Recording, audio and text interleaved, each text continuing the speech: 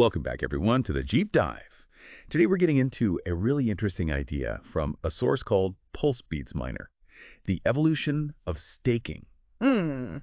Staking often feels, well, pretty passive, right? You lock things up, you wait. Mm. But this source kicks off with a question that really grabbed me. What if staking could be more than just a waiting game? Mm. So that's what we're going to unpack today, how one protocol is looking at value creation a bit differently. Exactly. And what's fascinating is how the source puts it. It talks about taking the pretty straightforward idea of staking PLS to earn more PLS and basically turning it into a strategic game. Mm. That's not just marketing talk, I think. It points to a bigger picture for creating value on PulseChain, especially for those who are in it for the long run, people who believe in patience and strategy. And just for context, PLS, that's the main token for the PulseChain network, which is aiming to be a faster, cheaper alternative to Ethereum. Right, PLS, got it. First, there's the idea of multiplying your stack inside the protocol itself. Okay, inside the protocol. So different from just standard single-sided staking where you get a fixed APY or something. Precisely. When they say multiplying your stack inside the protocol, it means PulseBeatsMiner is designed with specific mechanisms that actively increase your PLS based on how you interact with it. Oh. It's not just about the PLS price going up in the market. It's about what the protocol itself lets you do.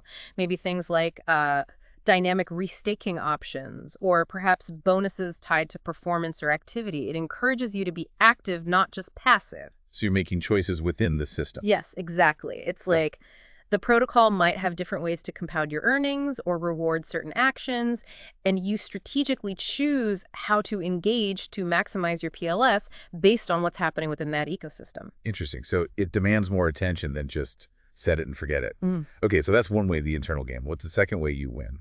The second way is benefiting from the price appreciation of PLS itself, the token's value in the broader market. Right, the market price. Yeah. But how does this protocol influence that more than any other protocol using PLS? Well, that's where the two sides kind of work together. The idea is by creating these really engaging, strategic ways to use PLS inside the protocol, PulseBeatsMiner aims to generate more utility, more demand for PLS overall.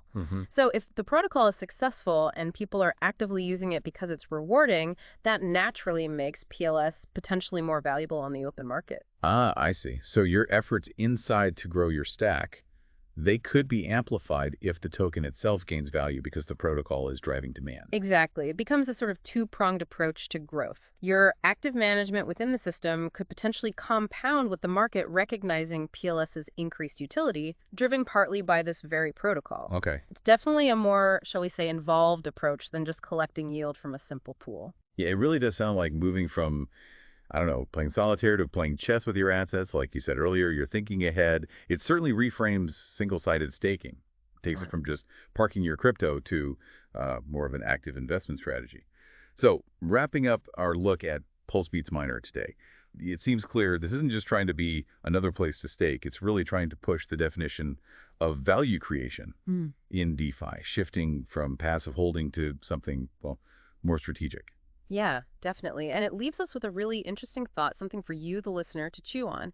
If this kind of strategic two-front approach to staking PLS really is the next evolution for creating value on PulseChain, how might adopting that kind of active mindset change your own personal strategy, for your long-term goals and involvement in digital assets generally? Something to consider.